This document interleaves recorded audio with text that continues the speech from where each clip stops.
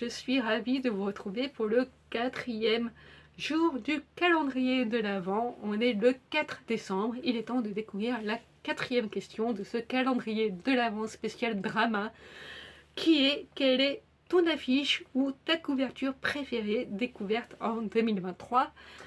Et je vous mets en barre d'infos qui organise ce calendrier de l'Avent, qui participe à ce calendrier de l'Avent spécial drama. Et si vous ne regardez pas de drama, répondez avec les séries que vous avez vues cette année et comme moi les livres que vous avez lus cette année. Et du coup, pour l'affiche de drama, j'ai plusieurs candidats, même si cette année j'ai pas eu énormément de coups de cœur. Le premier candidat, il s'agit de l'affiche de The Nth Sense, qui est un drama coréen boss love dont j'aime beaucoup l'affiche, que je vous mets juste ici. J'aime beaucoup la simplicité de cette affiche, la luminosité qu'il y a à travers cette affiche.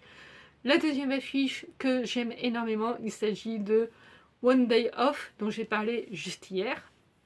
Il y a aussi l'affiche de A League of Noblemen, un drama chinois que j'ai énormément aimé et dont j'aime énormément l'affiche aussi, que je trouve vraiment magnifique. Et enfin, beaucoup plus sombre et qui n'a rien à voir, les trois, d'ailleurs les quatre n'ont rien à voir, se trouve The Darkness, qui est un drama coréen thriller policier qui est assez sombre. On le voit très bien sur cette affiche qui représente totalement l'ambiance du drama. En soi, il y a vraiment deux candidats qui se rejoignent, qui se démarquent des autres. Il s'agit de The Eighth Sense et de The Darkness. Je trouve vraiment que les deux affiches englobent très bien l'ambiance du drama en question. Du coup, Truth or Darkness, c'est vraiment très sombre. Il y a tout un côté qui est très mystérieux.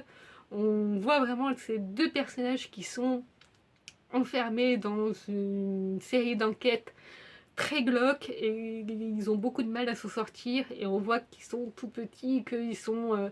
ils vont avoir du mal, quoi. On le sent dès qu'on regarde l'affiche, qui retranscrit très bien l'ambiance du drama et ce que l'on retrouve dans le drama avec les personnages et la réalisation du drama. Mais j'avoue que c'est surtout l'affiche de The Nth Sense qui m'a beaucoup plu, qui m'a le plus marqué, je pense, par rapport au fait que je retrouve cette ambiance très épurée aussi dans le drama, aussi bien dans la réalisation que dans l'écriture des personnages.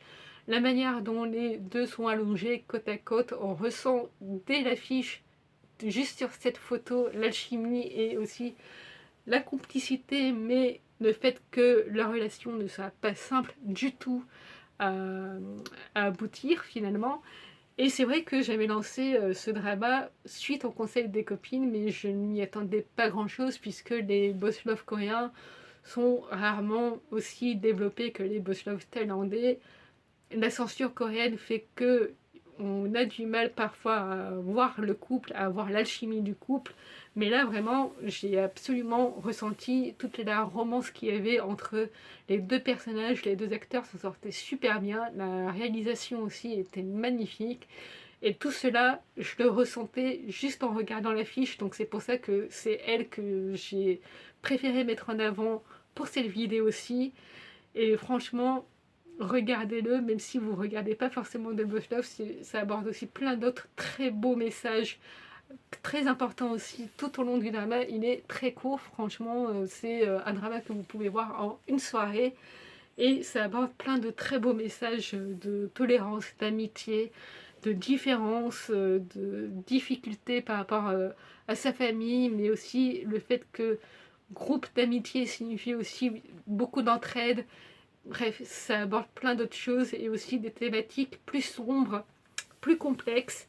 Et cette affiche, franchement, elle m'a tout de suite percutée, même avant que je lance le drama. C'était en plus, plus l'affiche, pour le coup, qui m'avait donné aussi envie, plus que le résumé, du coup, ou le casting que je ne connaissais pas, mais le résumé me semblait assez pâteau, on va dire, par rapport à d'autres boss love. Pas pâteau, mais il n'y avait rien qui se dégageait du résumé par rapport à d'autres séries romantiques, je veux dire. Donc l'affiche vraiment m'avait tout de suite frappée et c'est pour ça que c'est celle que je vous montre le plus aujourd'hui. Je la laisse encore un petit peu parce que comme ça vous pouvez en profiter aussi. Vous pouvez regarder le drama sur Viki, il me semble. Il est disponible sur Viki. Et franchement, je ne peux que vous conseiller de regarder ce petit bijou qui fait du bien moral. Et côté livre, alors là j'ai un peu plus de nommés puisque forcément je suis comme beaucoup d'entre vous, j'achète beaucoup mes livres par rapport aux couvertures. Et du coup les nommés sont tarot, forcément. J'ai acheté les trois, donc j'ai les trois affiches de tarot qui s'affichent ici, que je trouve très belles, et même le jaspage de ces livres que je trouve magnifique. Il y a également Les Disparus du pays imaginaire, réécriture de Peter Pan que je trouve magnifique, encore une fois. Le parfum de l'impératrice qui était un livre relié. Alors celui-ci je l'ai lu mais je ne le possède pas, je l'avais emprunté à la bibliothèque. Et tout de suite, là aussi, c'est la couverture qui m'a attirée, mais aussi le résumé. Pour le coup, j'avoue que le résumé, je l'avais trouvé très intriguant et très inspirant aussi. Et il y avait aussi un côté très original que je trouvais dans ce résumé-ci. Et du coup, je trouve que la couverture et l'objet livre est magnifique. Et il y a aussi forcément les couvertures de Blackwater, forcément, qui sont sublimes.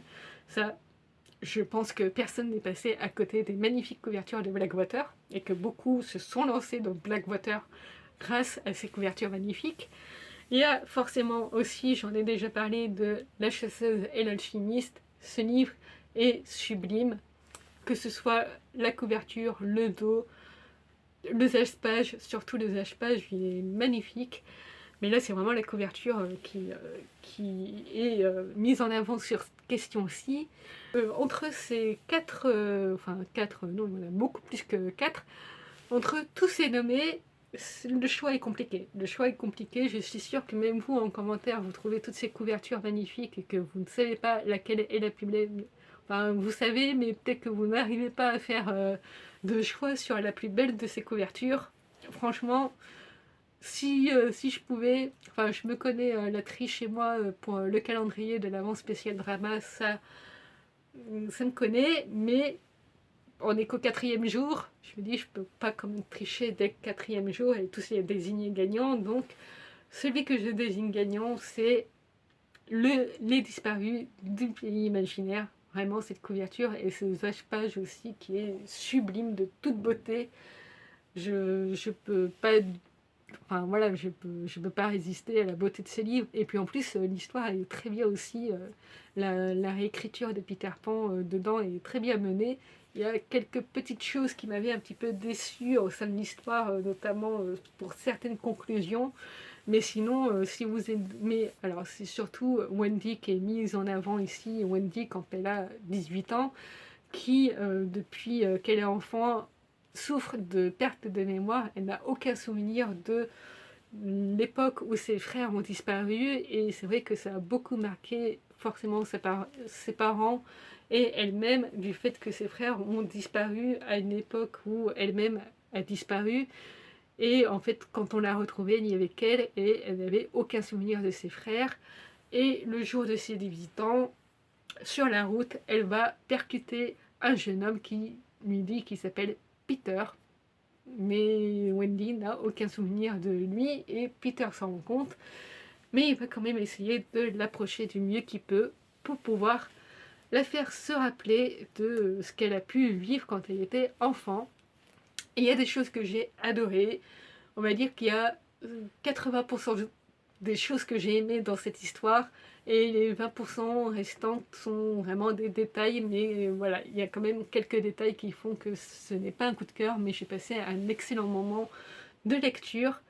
Et puis il faut dire que visuellement, voilà, je ne peux pas me lasser de voir ce livre dans ma bibliothèque, qui n'est pas encore rangée parce que je n'ai actuellement plus de place et que je suis obligée de faire des piles sur le sol, sur mes meubles, parce que ce n'est plus possible, il me faut de nouveaux meubles.